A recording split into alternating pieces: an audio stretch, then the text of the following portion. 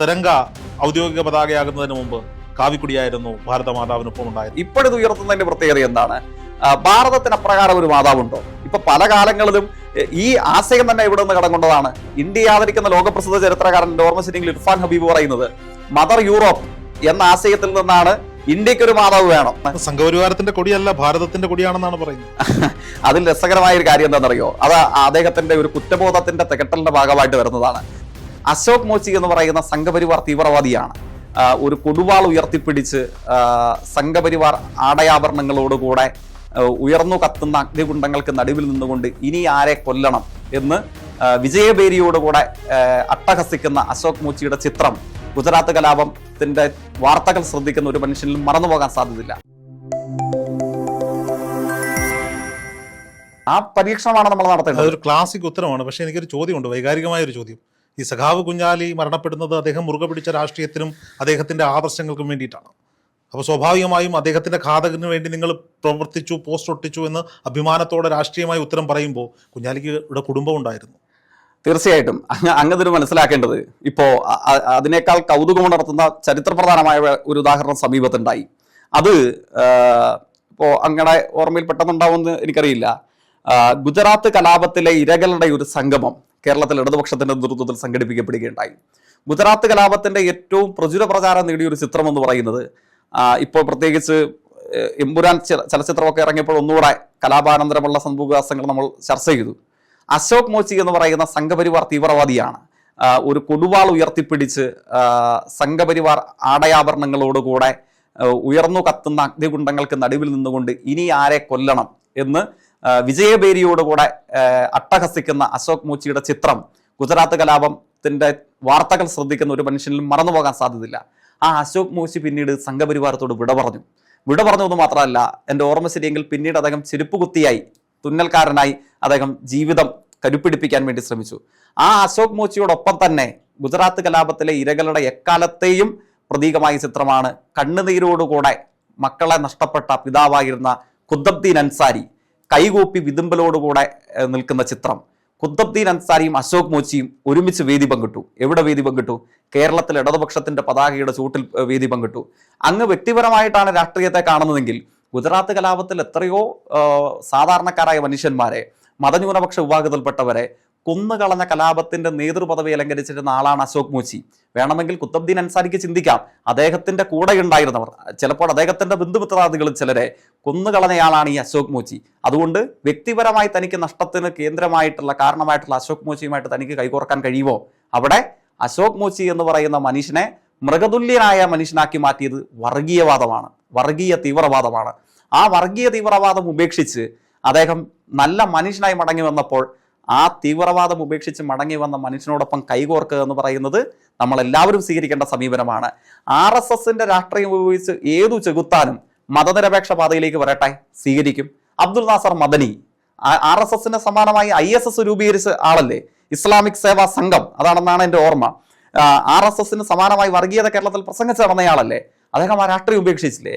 മദനി ആ രാഷ്ട്രീയം ഉപേക്ഷിച്ച് മതനിരപേക്ഷ ധാരയിലേക്ക് വരുമ്പോൾ വേണ്ട, നിങ്ങൾ അവിടെ തന്നെ നിന്നാൽ മതി, നിങ്ങൾ പണ്ട് തീവ്രവാദം പ്രസംഗിച്ച ആളാണ്. അങ്ങനെ ഒരു സമീപനത്തിന് സാധ്യതയുണ്ടോ? നമ്മുടെ കറക്ഷൻ സെന്ററുകൾ അല്ലെങ്കിൽ രാഷ്ട്രീയത്തെ തന്നെ നമ്മൾ ഇടതുപക്ഷം നിരന്തരം വിലയിരുത്താറുള്ളത് ഇതൊരു തിരുത്തൽ പ്രക്രിയയാണ്, ഒരു റെക്ടിഫിക്കേഷൻ ക്യാമ്പയിനാണ്. പോരായ്മകളും പ്രതിസന്ധികളും വരുമ്പോൾ സ്വയം നവീകരിക്കാനുള്ള ഒരു അവസരം രാഷ്ട്രീയത്തിന്റെ ഏറ്റവും പ്രധാനപ്പെട്ട ഭാഗമാണ്.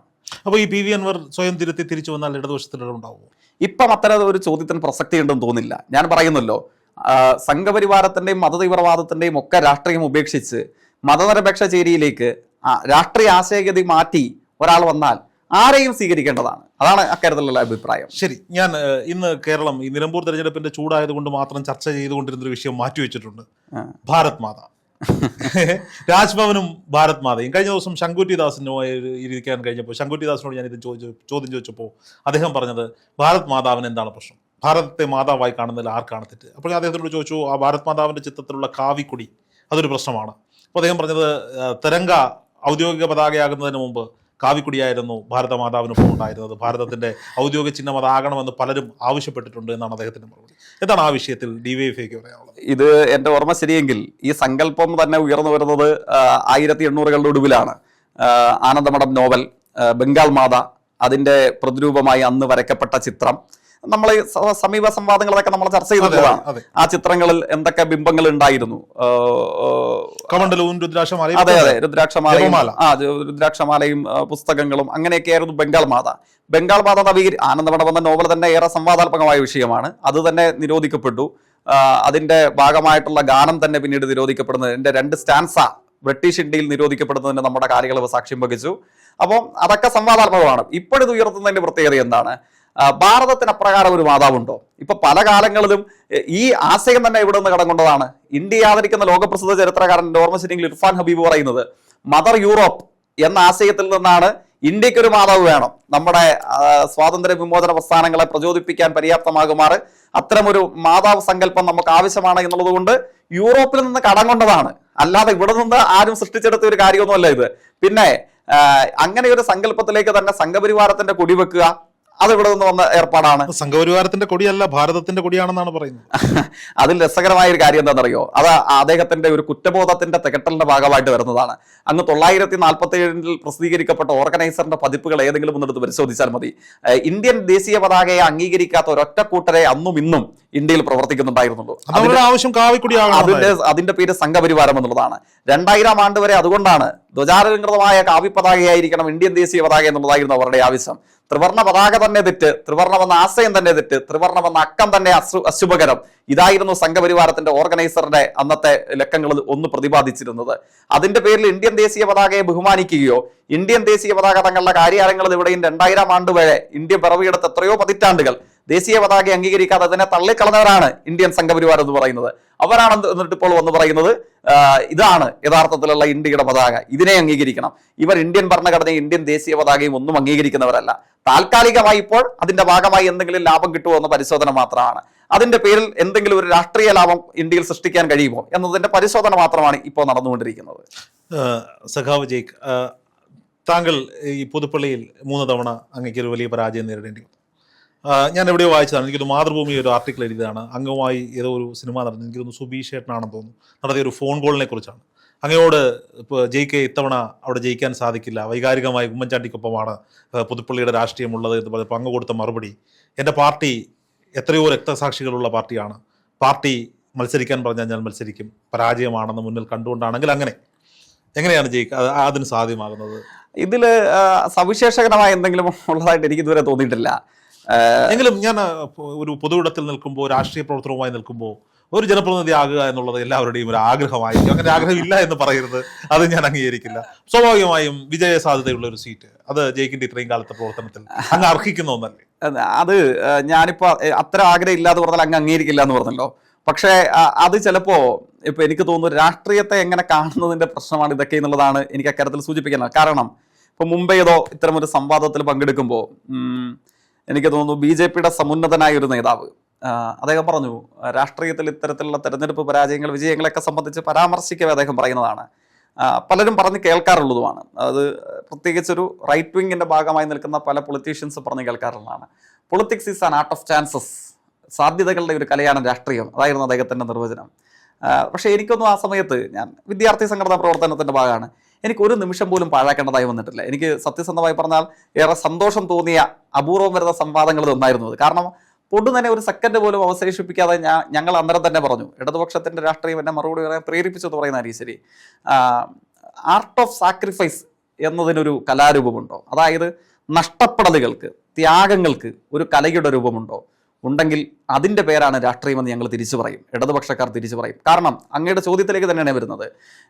ഏതെങ്കിലും ഒരു പാർലമെന്റ് മണ്ഡലത്തിൽ മത്സരിച്ച് പാർലമെന്റ് അംഗമാകുക, ഒരു നിയമസഭാ തെരഞ്ഞെടുപ്പിൽ മത്സരിച്ച് നിയമസഭാ സാമാജികനാകുക, അല്ലെങ്കിൽ ഒരു ഗ്രാമപഞ്ചായത്ത് വാർഡിൽ നിന്ന് മത്സരിച്ച് ഗ്രാമപഞ്ചായത്ത് മെമ്പറാവുക, അതൊക്കെ അഭിമാനകരവും നല്ല കാര്യവുമാണ്, അനുകരണീയമാണ്, മാതൃകാപരമാണ്. അതിനോടൊന്നും തർക്കവുമില്ല, വിയോജിപ്പുമില്ല.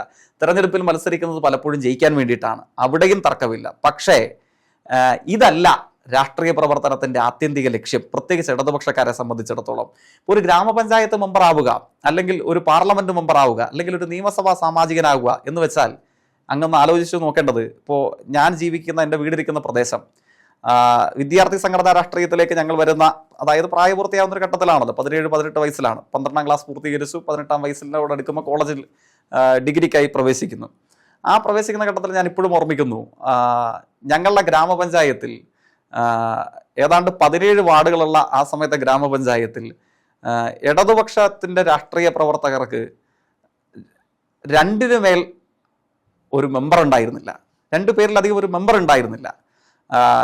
ഞങ്ങളുടെ വീടിരിക്കുന്ന ഭൂപ്രദേശത്ത് പലപ്പോഴും മത്സരിക്കുന്ന പഞ്ചായത്ത് മെമ്പർമാർക്ക് ഇടതുപക്ഷത്തിന് സ്ഥാനാർത്ഥിയൊക്കെ തന്നെ കിട്ടാൻ ബുദ്ധിമുട്ടാണ്.